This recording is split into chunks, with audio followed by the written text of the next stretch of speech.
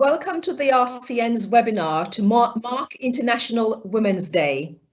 Care to Challenge, Valuing Those That Care. We engage in this webinar when more than ever, we need to strongly hear the voices of women who have ambitiously fought for equality for women. And today we have with us our Chief Exec and General Secretary, Dame Donna de Kenner, who has an illustrious career of fighting for the rights of women. We also have our President, Professor Dame Anne-Marie Rafferty, who has similarly used her platform as an academic to fight for the rights for education for women right across the globe. And then later we will have Dr. Barbara Stilwell, who is currently the Executive Director at Nursing Now, who is known internationally and has similarly identified the need to actually bring about equality for women everywhere, because in raising the stakes for women, we bring about better improvements for families and for society. And then lastly, we have Catherine Gale, who is the chair of the Women's Health Forum at the RCN. And Catherine will share from her expertise as a nurse consultant who is currently leading research on menopause in women in the NHS. So without further ado, I welcome you and I welcome our speakers. And then also to remind you that this is being recorded. And then any questions that you pose will be can be posted in our chat box. And the recording will be available on our website for the next fortnight. So Dame Donna, over to you. So for those of you that don't know me, I'm Donna and I'm the Chief Exec and General Secretary of the Royal College of Nursing. I'd like to give a nod before I start to say anything to my fellow panellists who have all been stellar women who have absolutely pushed that cause for womanhood further and further. So I'd like to thank you all today for joining us on this International Women's Day. It goes without saying that 2020, 2021 have tested our profession, nursing profession, beyond anything we have imagined. And it has been my role throughout to champion the voice of nursing, as this profession, this nursing profession, has led the response to the pandemic. And every single member of the nursing family has that responsibility to not only advocate on behalf of our patients, support them, walk alongside them, but actually sometimes it's also necessary to speak truth to power. And I personally take this seriously in my role. So while nursing staff are on the front line of the COVID-19 pandemic, we have seen the importance of this profession so clearly in every aspect of our nation's response to this pandemic. And we've seen in all the inequalities that affect our society that nursing has been, front and centre to supporting people that are enduring those inequalities. We will have a chance to discuss those inequalities in today's session, including the inequalities faced by women across the globe, and how we as nursing staff have a duty to challenge those inequalities every single day. As a predominantly female profession, nursing has been badly served by its historical construct as a vocation. There is a historic view that caring for others, supporting others during their illness, supporting others in their life chances is a feminine characteristic. And this is still very pervasive in our society today. With this in mind, in March 2020, the RCN commissioned a study with Oxford Brookes University looking at the relationship between gender and nursing as a profession. It argues that the dire shortage of nurses should have forced an increase in wages to meet that demand. But because women make up about 90% of all nurses, the profession continues to be undervalued. This piece of research has been so important in illustrating the role that nurses contribute to healthcare and how it should be valued in terms of pay. You could not have missed the role of nurses in fighting this pandemic, enduring PPE day in and day out.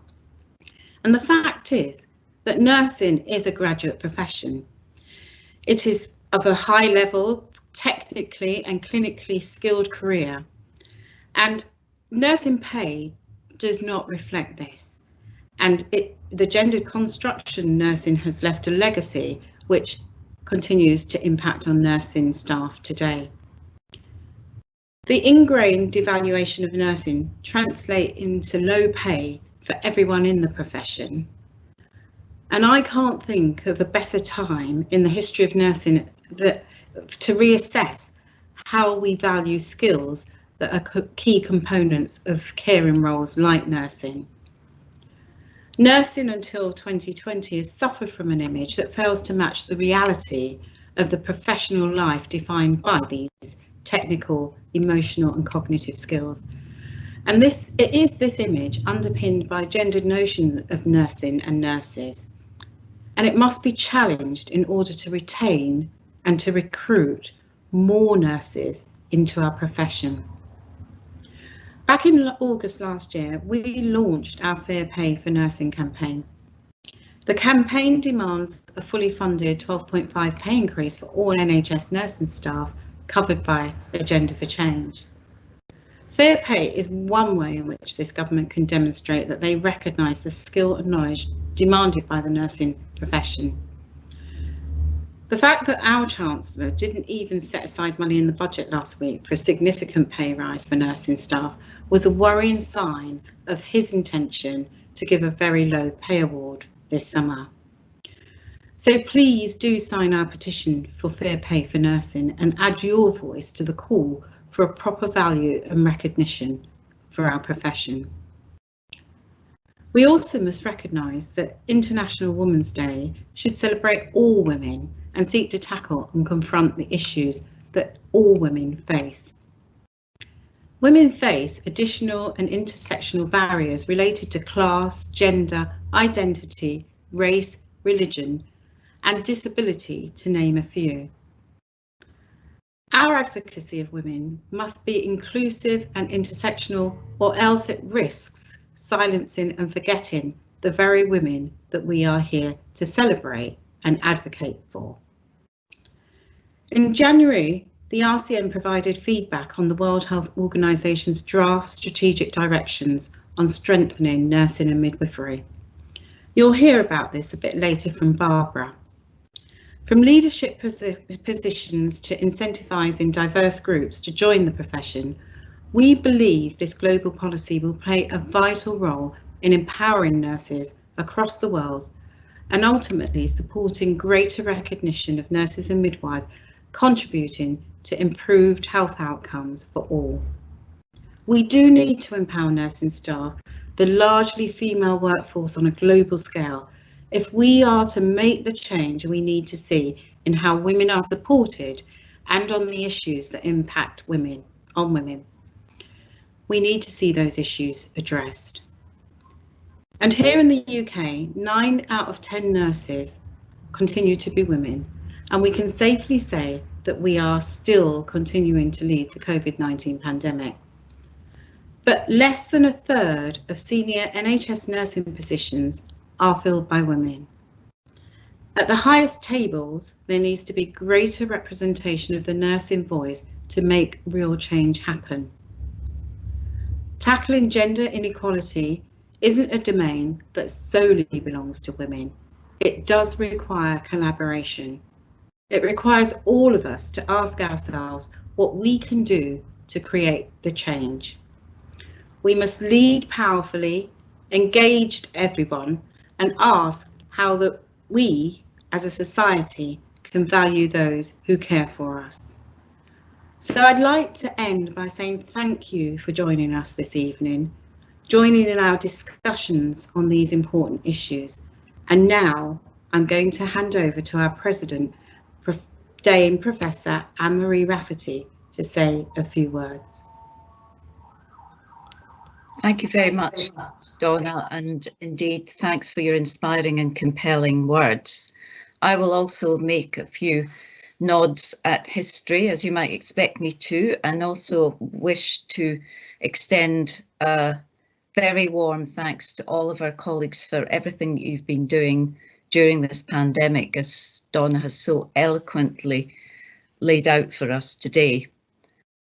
International Women's Day is an opportunity to reflect upon and celebrate the nurses who make up the largest part of the healthcare workforce and their contribution to the 77% of the NHS workforce comprised by women. Of course, there's the care sector, which women are even represented by a greater percentage. But professional nursing was forged in the crucible of first wave feminism, and many nurse reformers saw professional registration as a form of secular suffrage, a vehicle for the professional emancipation and exercising control over our own destiny, setting our own standards, indeed, for entry into the profession. Nurse suffragist sympathisers supported the suffragettes in their recovery, post-prison and hunger striking activities, including Emmeline Pankhurst, who relied upon a nurse Pine to help her through what was clearly a highly traumatic experience.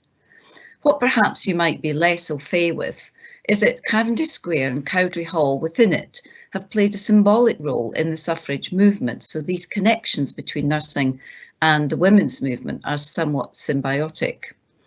Our HQ arguably owes its good fortune to the suffrage movement via the so-called fairy godmother of nursing, Viscountess Cowdery, whose name adorns and honours the hall at HQ.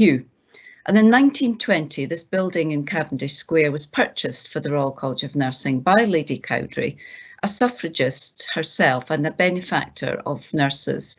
And it was bought from Henry Asquith, and was the main centre for the Cowdery Club from 1922, enabling nurses to socialise and engage in conversation and relax in recreation. Oh, would that we could do that now. Lady Cowdery was a member of the Women's Social and Political Union, most prominent militant organisation campaigning for women's suffrage. And in September 1911, she held a reception for Emmeline Pankhurst at her estate in Scotland. Cavendish Square, then owned by Herbert Asquith, Prime Minister, was targeted by the original suffragette protests in 1911, declaring the campaign was henceforth to turn more militant. So we've also been very much integrated into the rise of more militant strands of suffragism. Interestingly, feminism also provided the model for the organisation of our profession at the international level too. ICN, International Council of Nurses, was inspired by and used the International Council of Women as its template in the 1890s. And it's significant that we are considering whether to rejoin ICN at our AGM in May. And with that, the opportunity to give global leadership at a time when the pandemic has demonstrated all too obviously the need for global collaboration and solidarity as never before. But the pandemic has also demonstrated deepened inequalities within our society globally, including the threat to roll back gender equality itself. And we know that investing in nursing is a powerful tool for improving the health literacy of families and communities, gender equality through education, and tackling poverty, as well as social inclusion by improving participation in the labour force. And that, of course, is an argument that was laid out in the Triple Impact report, which spawned Nursing Now. And Barbara will say more about that in a moment. So nursing is a kind of force multiplier. We are nurses, we are citizens, we are global citizens, and nursing is a global good. And we therefore must demand closure of the gender pay gap as part of the recovery process from the pandemic. The pandemic itself has only served to demonstrate the threat to stalling or even reversing gains that have previously been made in gender equality. In the UK, the battle is particularly hard won because today a survey was published by the Global Institute for Women's Leadership at King's College London, which demonstrated that Britain was amongst the least likely to prioritise the gender pay gap as society rebuilds from the pandemic. Closing the gender pay gap, as Donna's outlined, in health via nursing and the return on that investment through nursing for broader socioeconomic good and benefits needs to be built into our pay campaign, as well as the Build Back Better strategies for the pandemic itself. And many of the points that Donna's made have also applied to the higher education sector. Faculties of nursing and midwifery contribute significantly to the gender pay gap in universities because of structural factors in the workforce, career pathways and job design, and promoting clinical academic careers and challenging long-standing barriers to scale up could actually help raise salaries if nurses and midwives could attract the clinical lead and also make roles and the sector overall more attractive. So raising the profile of the profession by enhancing our visibility, the volume of our voice, and indeed the volume of our messaging can help to scale up our impact globally. But that's not going to be an easy thing to do, because research has also demonstrated that women as experts within higher education, particularly within the STEM subjects, are hugely underrepresented. For every one woman expert identified to comment in the media, there are 19 men. Only 1 out of 3 articles cited during the pandemic that actually mention women. And there's a clear divide in topicality across gendered lines as well. So our communications as a profession is going to be vital for shifting the dial on this. Political leadership is also vitally important at this crucial time as well. And we appreciate, I think, that we are part of the pandemic solution at many levels. We know from research that women policymakers prioritise issues that benefit the most vulnerable in society, and they do so because they often experience deprivation or are involved in caring for others themselves. By extension of this argument, therefore, nurses are exquisitely well placed to exercise political leadership and should also opt for careers that open opportunities for them to give this leadership and to change the political narrative and the political cultures to make them more democratic, more collaborative and inclusive. So together, my message to you is, together we can, and together we will, and together, dear colleagues, we must. Thank you. Thank you. Thank you both, Dame Donna and Dame Anna-Marie, for your incredibly inspiring talks that you have given us. So the first question we have is for you, Donna, is what steps are the RCN taking to empower women in the nursing profession?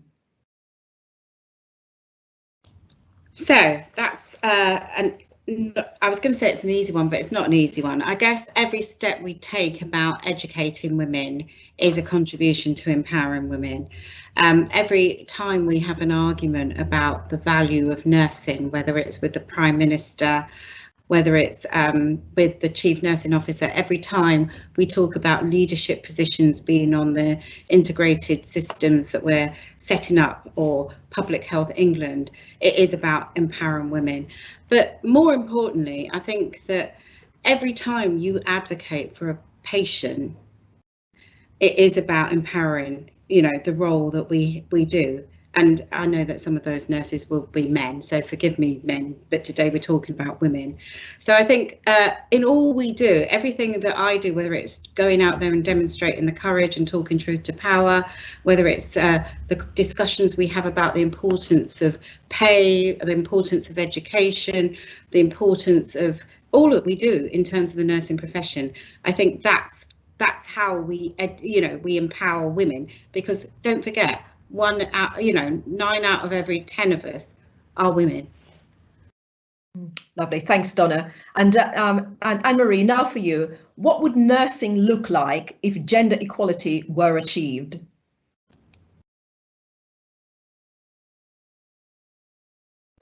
You're on mute, Anne-Marie. Thanks, Ying. Yeah, okay. I think the first step in this process is we'd have to have a framework within which we were actually operating. We'd have to have a series of metrics by which we were going to measure gender equality and the pathway by which we were going to achieve that. I think certainly within the university sector, if I can just digress there slightly, it has been said that if we were to pursue current policies at the current pace, it would take us 25 years to achieve gender, parity of pay and esteem across the university sector. Mm. So, if we were to kind of match higher education and health, I don't know who would actually come out better or worse, to be quite frank, because I'm not sure that we've actually done that comparison, although I think it's an interesting one. Mm. So for my money, what I would be investing in is obviously pay, because that's the most tangible and material kind of reflection of parity, and it depends what it gets kind of pegged against, and that's relying on a framework. But I would certainly be demanding that nursing also attracts the graduate premium, which other disciplines do. I mean, much talked about in higher education that graduates do earn more over their life cycle. I think we've got to make sure that that actually happens, and that would be helped by pursuing our policy of investing in maintenance grants and support the whole system of student support, so they don't leave university with huge debt, essentially. So you get off to a really good start. I think I would have a policy of kind of mapping those salaries throughout the career pathway and progression. And I know that our reps have been really important in helping people to do job evaluations and make sure, I think this is another intervention where we can help in the college, individuals where they feel they may be out of kilter with others. And we know from research that women are less likely to come forth. I was listening to a little presentation earlier on about doctors, and there's huge gaps that they have there in gender inequalities, where we know that men are much more likely to ask for pay rises to come into jobs at the first, from the get-go at higher levels. So we need to probably teach some of these self-entitlement skills to nurses as well. But for my money, I'd not just invest in education. Of course, I would say that because I'm involved in education, but I would also want to see advanced practice, a career pathway. I want to see the regulation of advanced practice so that there is a kind of stable framework around what really good and development actually looks like, to give people this kind of golden causeway that they can see when they enter the profession and what they need to aim for, and strengthen that leadership function, because we need many more leaders in the profession to be able to support people, mentor them, and talent spot people coming below. So that would be part of my vision. Okay, lovely. Thanks so much, Anne-Marie. Now, for both of you, is a question that has come in is, how can we take steps to change the perception of nurses? We are, as you've both alluded to, we're a graduate profession. We are often not seen as this. How can the RCN help to change this perception and stereotype?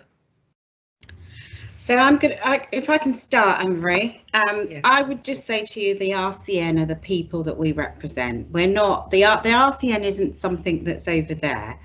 And one of the things that I'm so proud of this year is that every photograph of it, as I've seen nurses battle against this virus, I think the profession itself has demonstrated its skills. I am very, very clear. You know, once upon a time, I used to have conversations with members of my family that sort of went like this, you know, so-and-so went into ITU and the nurse was very nice when he had an operation. And they'd say, yeah, she was very pleasant. No mention of maintaining the airway, no mention of the life support saving drugs that were issued, no mention of the skills that we use. And I think it's for the entire profession. The RCN is not something, not anything without its members. So I'm going to throw the challenge out there to you as nurses and to everybody that knows, to have that conversation about what you do on a day-to-day basis. I am so relieved that when I go and talk to an MP or something, they best not ask me what a nurse does. They best not ask me that, because if they haven't seen it this year, then they ought to just go to Specsavers. That's all I'm going to say. So I'm very, very clear that it's not for me, but it's for us. It's not for the RCN, but it's for the profession of nursing to advocate on a daily basis about the things that we do.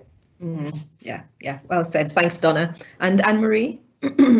Yeah, I agree with Donna. I think, you know, a national conversation on a one-to-one, there's nothing more powerful than the personal, getting up close and personal, I think, with colleagues and at that sort of local level, but also MPs and people, you know, who influence decisions. That actually to kind of change the narrative. I know this is something Barbara's very keen on as well. And I think that narrative has been changing this year with the pandemic because, you know, loads of other people, doctors, allied health professionals have been working as nurses. So they've seen the magic working for themselves. And I think what they've been up so close and personal.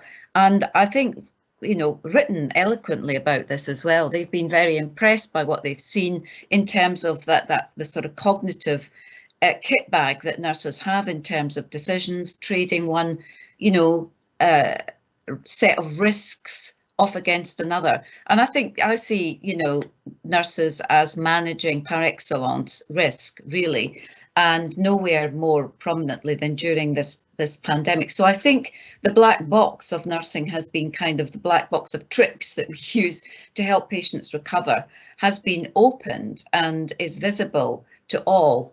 But I think nurses themselves, taking a cue from Donna, have been very eloquent and creative in how they've tried to capture that. So it's not just, you know, through words. I mean, the TV cameras have been all over healthcare, and that's actually helped to kind of, you know, wake up call for the public and for politicians and others.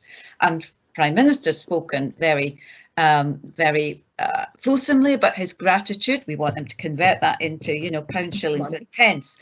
And I think photography, the arts, you know, a whole suite of different tools to be able to get at some of the invisible elements of nursing work that some often elude, you know, everyday analysis. So I think just as in, you know, world wars where people are thrown together in unpredictable kind of ways, I think we can see the benefits of that, and we need to now amplify that conversation, capture it and kind of harvest it to shift the dial and smash those stereotypes once and for all.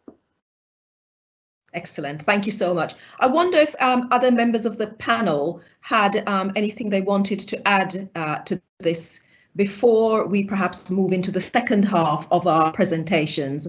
So, you know, this question of raising the profile of nursing, it's not just about the RCN, but it's all of our responsibilities. And I think this year we have seen where nurses at all the different levels, right the way from our directors to frontline staff to our care homes, more than ever, I think the public have become aware of the vast array of roles that nurses are involved in, research, academia. It's just been phenomenal. And I wonder whether any of our other members of the panel have any additional points they want to add to that. Ying, it's Barbara. Yes. speaking. I really just want to sort of re-emphasize what's been said, that nurses often remain invisible, and even during this pandemic, Donna's been one of the few nurses who's been seen at a top table being interviewed by the media. Congratulations, Donna. I'm so proud of you. I've been glued to the set. I'm a big fan. But, sadly rare, isn't it? So although, as Donna said, people will say, yes, the nurse was lovely, really nice. That's not the point. I mean, we want the nurse to be nice. Of course we do. We want support and care and love when we're ill. Of course we do. And our families too. But, there's a whole skill set behind that, as Donna said. And we have to embrace that. And the narrative has to find a way to include that skill set without losing other elements. And the other thing I would say is, I've been thinking about this today, and actually in relation to the Nursing Now campaign, one of the things we hear a lot from nurses around the world is how they often have not felt supported themselves as students and as early career nurses. And I was reminded today of Madeleine Albright, who said, there's a special place in hell for women who don't support other women. And I think, in nursing, we go down that rabbit hole, don't we, sometimes? And, it used to be said nurses eat their young. But what it really means is everybody's very defensive about their own position. And, we are 90% women in nursing. And we need to remember that, and we need to be supporting each other so that we truly shine. Yeah, thanks so much. And in fact, a reminder that I've just had is that, when we hear politicians talking about what they will be supporting nurses to do, there is very much a strong argument, as there has been, as we heard recently with Matt Hancock, that nurses will be trained to deliver vaccines. Well, who do they think have been vaccinating our population, since the inception of health visiting, school nursing, practice nursing? It's nurses who have done it. And we really need to ensure that that message gets through to them strongly, that actually the NHS and care services are actually upheld by nurses. Thank you. Right, so now with that, I'll swiftly move into inviting Barbara to share, and then after Barbara, it will be Catherine, and then we'll have another round of questions. Thank you so much for those who have posted questions. Do continue to be thinking about that as we move into this next session, when we will continue to have Donna and Anne-Marie with us for the last panel discussion. Thank you, Barbara. Over to you. Thanks, Ying, and thanks to both Donna and Anne-Marie for really, being very inspiring. And I'm so grateful, really, that I know both of you. It's, having those role models is so important, I think, for all of us as we grow professionally. So thank you to both of you. I wanted to pick up on some things that you've mentioned. The first is about really about Nursing Now and the Triple Impact Report. So Nursing Now began in 2018 as a global campaign, and really began because of a report that was produced by the All-Party Parliamentary Group, and the report was called Triple Impact. You can get it on our website. What the Triple Impact said was that while nurses were responsible for delivering most healthcare around the world, nurses are the biggest part of the health workforce, they largely remained invisible, particularly in many low-income countries where nurses would be posted to the boondocks and carrying out, really sophisticated work, but not acknowledged for it and not recognised or even legislated for. There was no policy or legal framework. So the Nursing Now campaign began with the goal of improving health, and that's very important, improving health by raising the status and profile of nurses. Of course, when this was agreed at the beginning of 2018, nobody could have predicted quite how much the profile of nurses would be raised in 2020 by the pandemic, as Donna and Anne-Marie have been talking to us about. So it was both a blessing and, in some senses, a curse for the campaign. It was a blessing because the profile was immediately raised, but as I just said, the attention was not on nurses. The attention was on public health doctors who, got to speak as the experts. And the role of nurses in infection prevention, in screening, in giving injections, none of that was mentioned, let alone the role of nurses on intensive care units and, looking after people who've been very sick, even not on intensive care. All of that, was kind of overlooked, I think, in the pandemic.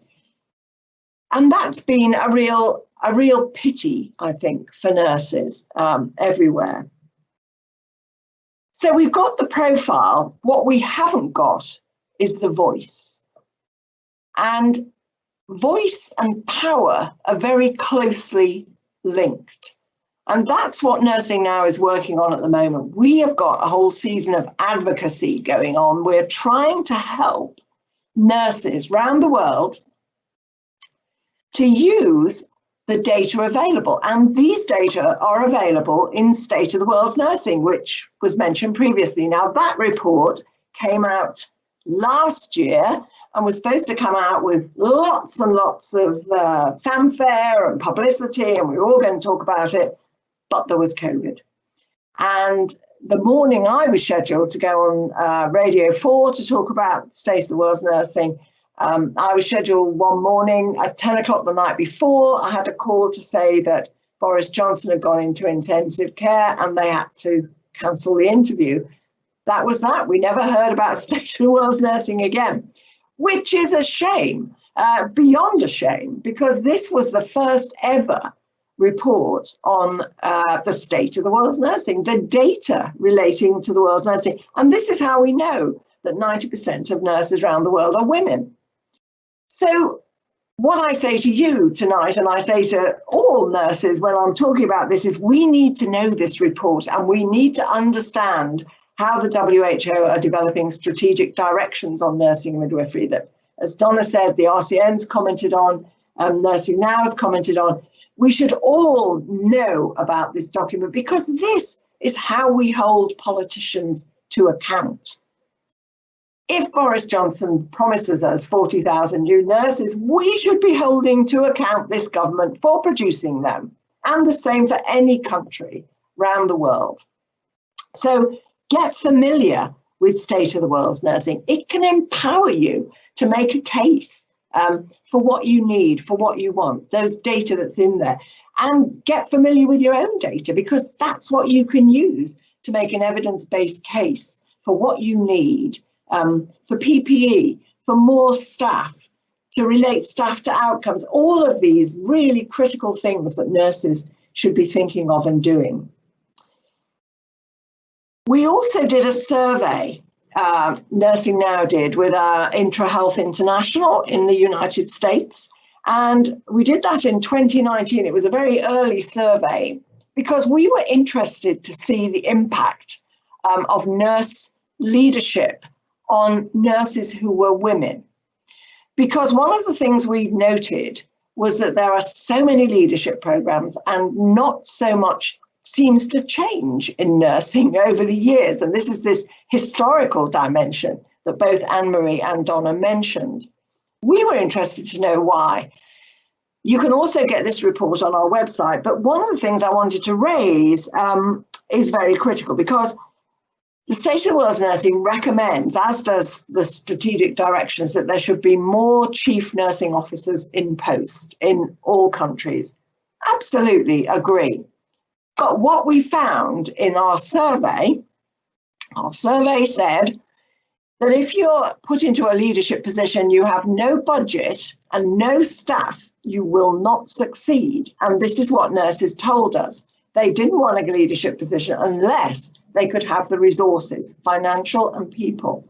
They also said they didn't feel confident speaking out in public very often. They didn't feel protected and they didn't feel valued. And this is why this webinar is so important, valuing those that care. Value comes with recognition and pay, of course, but it also comes with people telling you that you're valuable and that you've done a great job. So that's a word to managers too, and to all of us who are looking for senior leadership positions. We cannot and must not accept them unless they give us the resources to do a good job. So those are my messages. Don't be invisible. Ask for the resources that you need and make sure you know the data to present your evidence.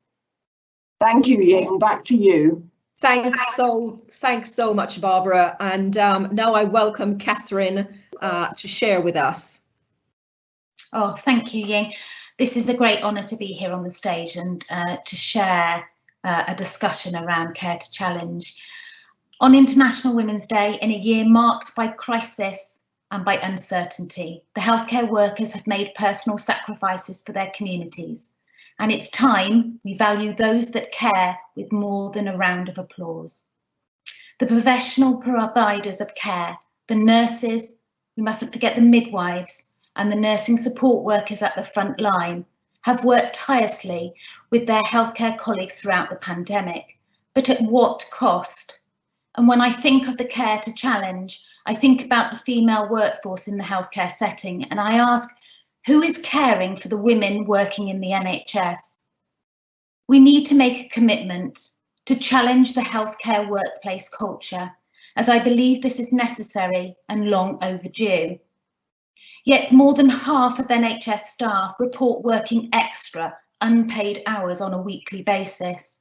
In a society where women already report higher levels of stress than men, 1 in 5 compared to 1 in 8 of men will suffer a mental health disorder.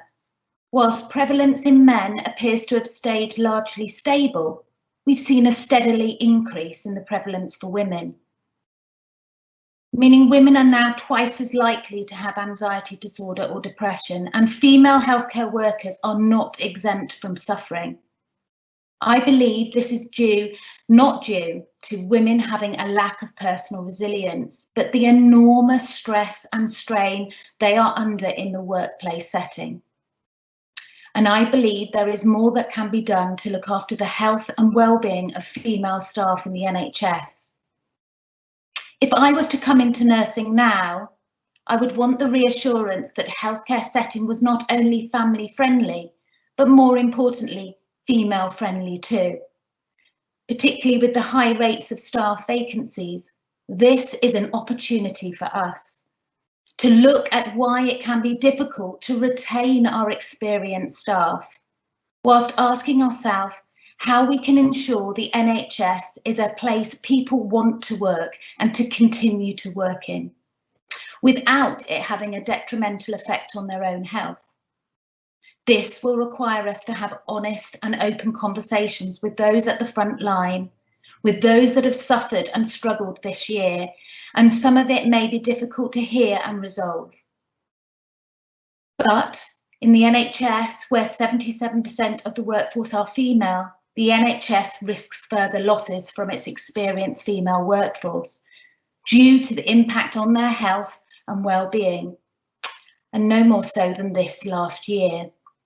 Then, with the additional financial pressure many find themselves under, women may be forced to step back, step down, and step out of providing healthcare. And the healthcare sector cannot afford to lose women from its workforce. Therefore, we need to foster a culture that supports and values this huge female workforce. I believe part of this involves challenging the taboo around women's health for staff in the NHS. Women's life expectancy may well be higher than men, but women take more medication than men and spend less of their lives in good health. Yet, the taboo nature of certain conditions means that as women we are less willing to seek help. And yet, 1 in 4 of us wets ourselves, 1 in 7 of us will have difficulty conceiving, 1 in 4 of us will have a miscarriage. 1 in 20 of us will see our GP about heavy menstrual bleeding, and 1 in 3 of us will not attend cervical screening. We cannot avoid talking about the impact of women's health issues, and yet we do. I want us to start talking about women's health at work, to openly talk about the challenges around menstruation, miscarriage, and the menopause, especially when these cause issues within the workplace. As one of the largest employers in the UK, I would like to see the healthcare sector commit to ensuring the health and well-being of the female staff, to lead the way in smashing the stigma around women's health, to ensure their organisations are comfortable with female staff raising personal challenges around their health, and be willing and able to make practical adjustments that can benefit the wider organisation. Improving the health and the well-being of female staff means we retain more staff, we increase staff morale, and therefore my own intentions around Care to Challenge are that we together foster a healthcare culture that supports and values its female workforce and recognises that women are the beating heart of the care business and we cannot do without them. So therefore I ask you to consider your role in valuing those that care and improving the workplace culture for women so they can stand up, so they can be seen and they can be heard. What if we were to start a conversation at work about the challenges of working in the NHS that would encourage more women to talk about their issues too? Thank you for listening. Thank you so much, Catherine, and also thank you, Barbara. So our session this afternoon has taken us from the historical information that was shared at the outset in terms of Dame Donna Kinnair and Dame Anne-Marie Rafferty, right the way through to some of the global experiences that Barbara has identified through some of the research, and taken us right the way down now in terms of Catherine's presentation just now to some of the individual challenges that women face. Now, one of the questions that I have here for the panel, and anyone can answer this, is, and it focuses on the lived experiences for some of our members who are saying, or participants on this webinar, are saying about feeling underappreciated and disrespected, as well as being treated like objects.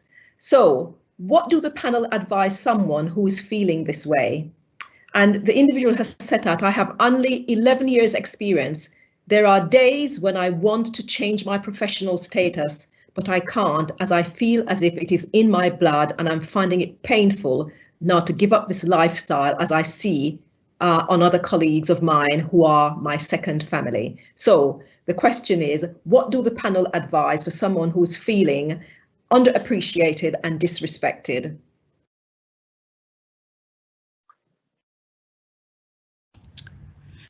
I think, let me start then. I think every one of us in our career will experience this at some time, whether it's the patient that you've done something to and they're so distressed that they don't see what you've done to support them.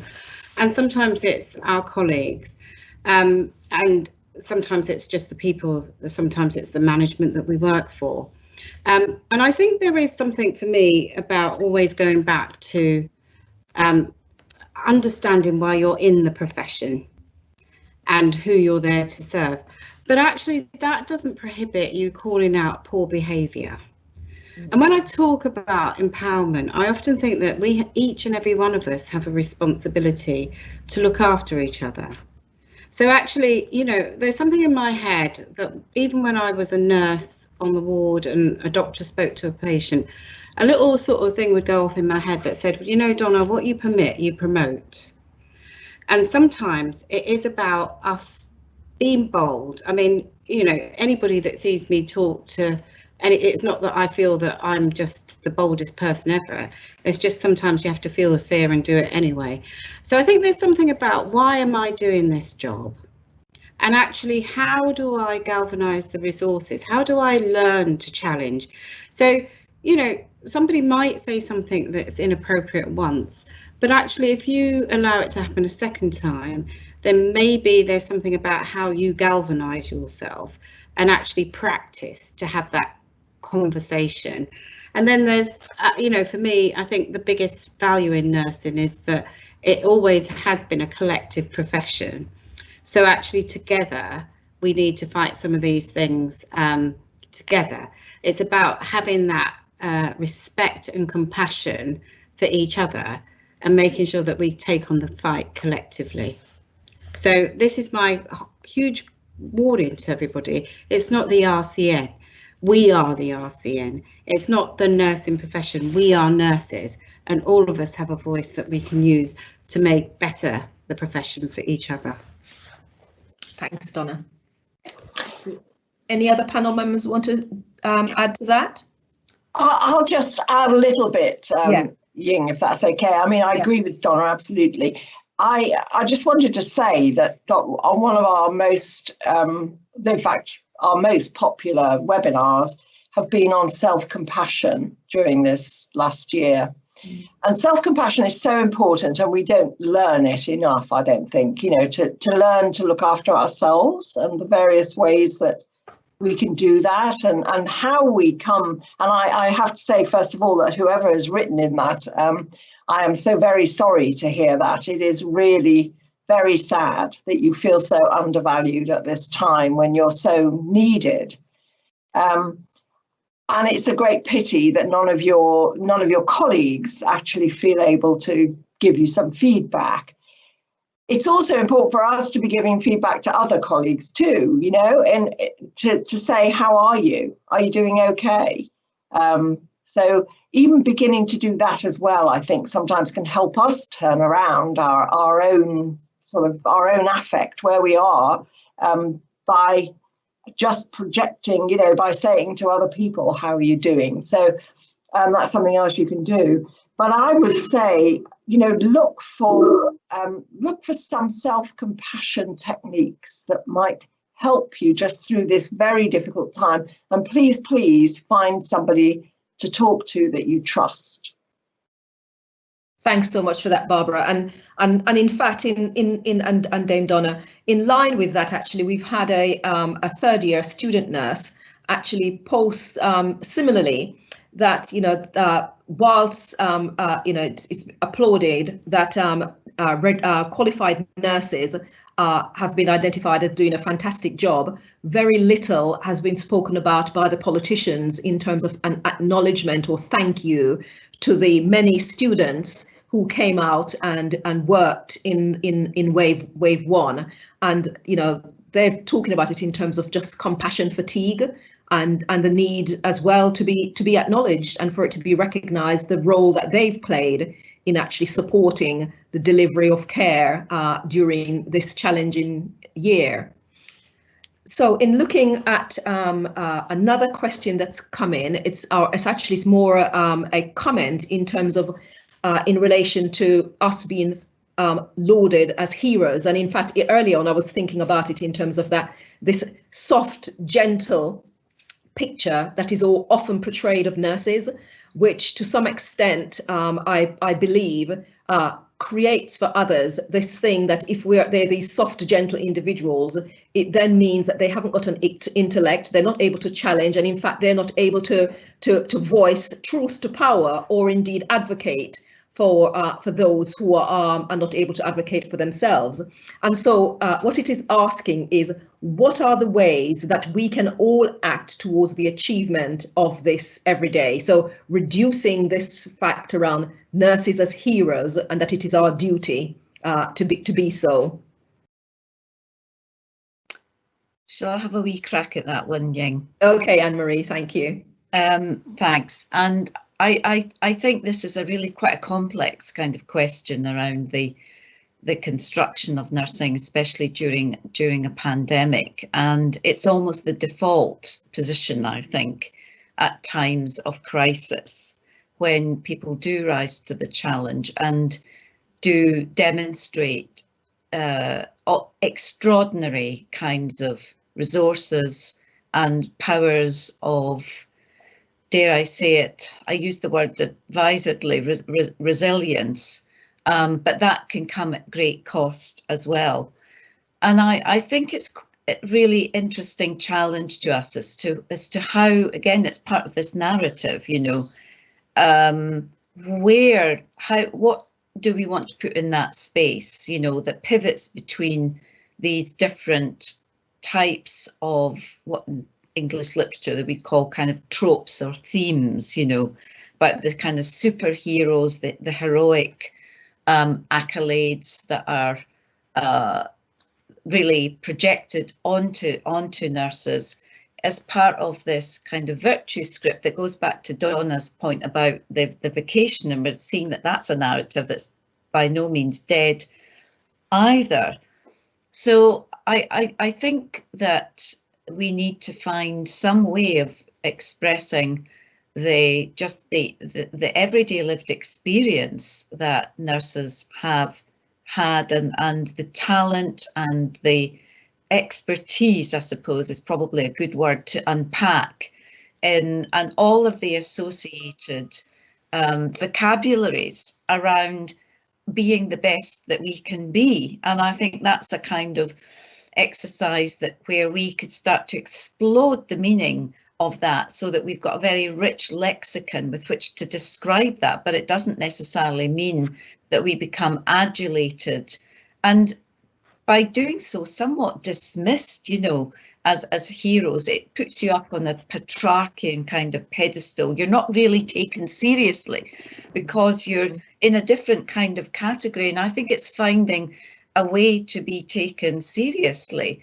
which is rooted in the everyday, you know, brilliance and magic that nursing is, and that nurses demonstrate. And I think that's still an exercise that we need to excavate, and we need to get to work on. Mm-hmm. Yeah. Thanks very much, Anne-Marie. Anybody else? Okay, lovely, thank you. Now, I think because we've got very little time left before our session ends, a question that any member of the panel could answer, and it's one that is, what would you say to the teenage you about the possibilities that exist in nursing?